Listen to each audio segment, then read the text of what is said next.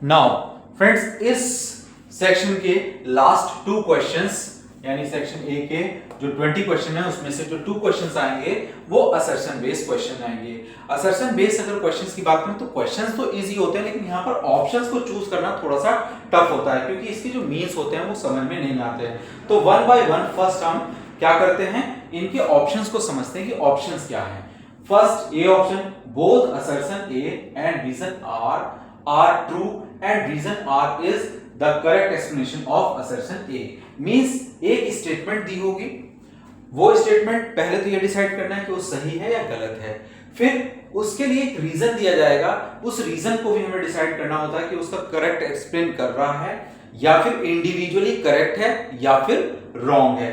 For example suppose करो कि हमने कॉइन को टॉस किया और टॉस करने में जो हेड आने की प्रोबेबिलिटी हो गई कॉइन के अंदर वो होती है 1/2, और ये तो हो गई आपकी क्या चीज, असर्शन। इसके साथ एक्सप्लेनेशन यानी जो रीजन दिया जाए वो रीजन कहा जाए कि reason because probability of favourite event divide by total events. तो अब ये भी स्टेटमेंट ट्रू है, और क्योंकि ये जो निकाला गया है इस फॉर्मूले से निकाला गया है तो ये इसका करेक्ट एक्सप्लेनेशन हो गया। इस टाइप की जब दोनों ऑप्शंस होंगे, दोनों स्टेटमेंट्स असर्शन और रीजन होंगे, तो ये ऑप्शन यानी कि ये ऑप्शन बनेगा। अब ऑप्शन बी को जरा समझते हैं। ऑप्शन बी क्या कह रहा है?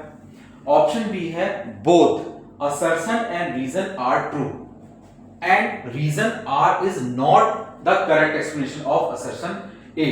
मतलब जो दो स्टेटमेंट दी गई हैं, एक असर्शन में एक रीजन में, वो दोनों इंडिविजुअली करेक्ट हैं, लेकिन दोनों का आपस में कोई लिंक नहीं है, या यूं कहूं मैं जो असर्शन दिया है उसका करेक्ट एक्सप्लेनेशन नहीं है। जैसे अभी मैंने लिया था कि प्रोबेबिलिटी ऑफ हेड, तो इसका 1/2, लेकिन मुझसे कहा जाए कि circumference of circle is 2πr, तो 2πr। अब ये तो सही है और ये भी सही है, लेकिन क्या इसका इससे लिंक है? नहीं। तो both assertion and reason is true but R is not, यानी जो हमने रीजन में दिया है ये नॉट करेक्ट। तो उस केस में हमारा जो ऑप्शन होगा वो बी हो जाएगा। Now in next C, assertion A is true but R is false, यानी अब सिर्फ assertion सही है लेकिन जो आपका रीजन है वो फॉल्स है। देखिए PH 1/2 यानी हेड 1 कॉइन के लिए ये हो गया, इस तरह की कोई स्टेटमेंट दी जाएगी। अभी दोनों क्वेश्चन में आपको ये भी क्लियर हो जाएगा। लेकिन जो यहां पर है वो बोला जाए circumference of circle is πr²। तो आपको पता है जो सरकमफ्रेंस होता है सर्कल का वो होता है 2πr, और यहां पर दिया है πr², तो इसका मतलब ये रॉन्ग हो गया। तो उस केस में ये सही है लेकिन रीजन गलत है, तो ये दोनों ही उस केस में ये जो ऑप्शन होगा वो हो जाएगा सी। नाउ लास्ट ऑप्शन को समझते हैं। Assertion A is false but reason R is true. तो इस स्टेटमेंट की बात करें, यानी असर्शन जैसे मुझसे कहा जाए कि एक कॉइन को अगर हम टॉस करते हैं तो पॉसिबल आउटकम जो होंगे वो होंगे 4। तो आपको पता है कि एक कॉइन को अगर आप टॉस करेंगे तो पॉसिबल आउटकम सिर्फ होते हैं 2, तो उस टाइम पे आपका असर्शन फॉल्स हो गया। रीजन जैसे अभी बात मैंने कही तो area of a circle is πr², तो ये करेक्ट है। तो इसका मतलब रीजन सही है। रीजन जस्ट एक स्टेटमेंट की तरह भी आपको सोचना है और साथ में लिंक करते हुए भी सोचना है, तब आपके ये चारों ऑप्शंस क्लियर होंगे, यानी ऑल 4 ऑप्शंस। अब हम देखते हैं 19 क्वेश्चन और 20 क्वेश्चंस के आंसर्स कैसे बनते हैं according to this. Now friend, question number 19, assertion यानी statement HCF of any two consecutive even natural number is always 2, यानी कि यहाँ पर 2 consecutive even number अगर हैं, consecutive even number का मतलब क्या हो गया, हम पहले even number की सीरीज ले लेते हैं 2, 4, 6, 8, और इसी के साथ अगर देखें डबल डिजिट में भी सेम इसी तरीके से हो जाएगा। इसी तरीके से अगर और भी आप इंक्रीज करेंगे तो और।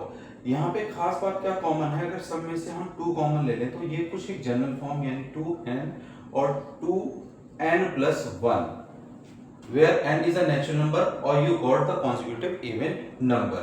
तो यहाँ अगर आप देखते हैं तो दोनों के बीच में जो कॉमन आ रहा है वो आएगा 2। इट मींस जो हाईएस्ट कॉमन है 2 consecutive में वो है 2।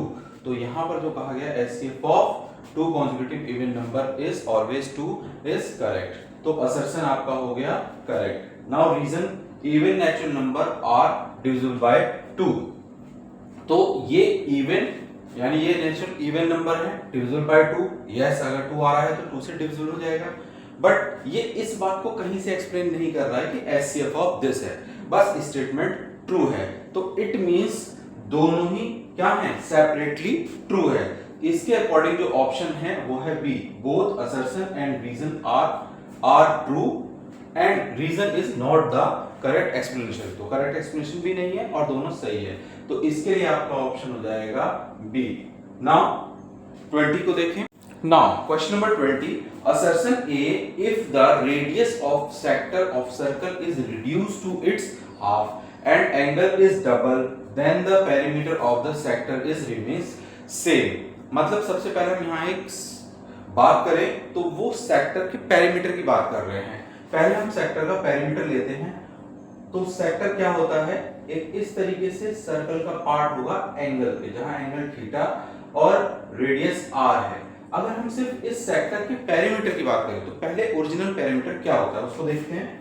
तो theta upon 360 2 pi r plus, इससे हमारा ये निकल गया, और आर प्लस आर यानी कि 2r। तो ये सेक्टर का पूरा पैरामीटर हो गया। अब कंडीशन अप्लाई करते हैं, वो कह रहा है कि सेक्टर की रेडियस को रिड्यूस कर दिया जाए, कहां तक, हाफ तक। तो यानी theta upon 360 into 2 pi, r को हमने हाफ तक रिड्यूस किया तो r बाई 2 प्लस 2 और r को हमने कर दिया r by 2। Angle is double then perimeter of the sector remains the same. अब एंगल को हमने यहां डबल भी किया है, एंगल डबल हो गया, रेडियस हाफ हो गया। तो अब हमें ये देखना है कि ये और ये वैल्यू दोनों सेम है या नहीं। सबसे पहले इसकी बात करें तो ये कैंसिल हो गया। नाउ इसको देखें तो 180 और यहां 2 से 2 कैंसिल। तो देखिए theta upon 180 into pi r plus r, तो ये तो टोटली इससे डिफरेंट है। तो इसका मतलब आपका जो असर्शन है वो रॉन्ग है। नाउ इसकी बात करें, reason, the length of the arc, यानी सिर्फ लेंथ ऑफ द आर्क की बात कर रहा है ये। तो subtended angle theta at the centre of a circle radius r is this. तो देखिए यानी कि अब हमें पैरामीटर की बात नहीं कर रहा, सिर्फ लेंथ ऑफ आर्क। तो लेंथ ऑफ आर्क ये है, अगर हम इस 2 से इसको कट करें तो आ जाएगा 180। तो ये होगा थीटा अपॉन 180 पाई आर। तो थीटा अपॉन 180 पाई आर ये आपकी सही है। तो ओनली इसका रीजन सही है, वो भी इंडिविजुअल। एक्सप्लेनेशन से कोई एक्सप्लेन तो वैसे भी नहीं होगा क्योंकि ये गलत हो गया, रॉन्ग है आपका असर्शन। तो ये हो गया, तो असर्शन, अब यहां पर देखिए assertion A is false, yes, but reason R is true, yes. तो ये हो गया। तो इसके लिए जो आपका ऑप्शन बना वो बनता है डी।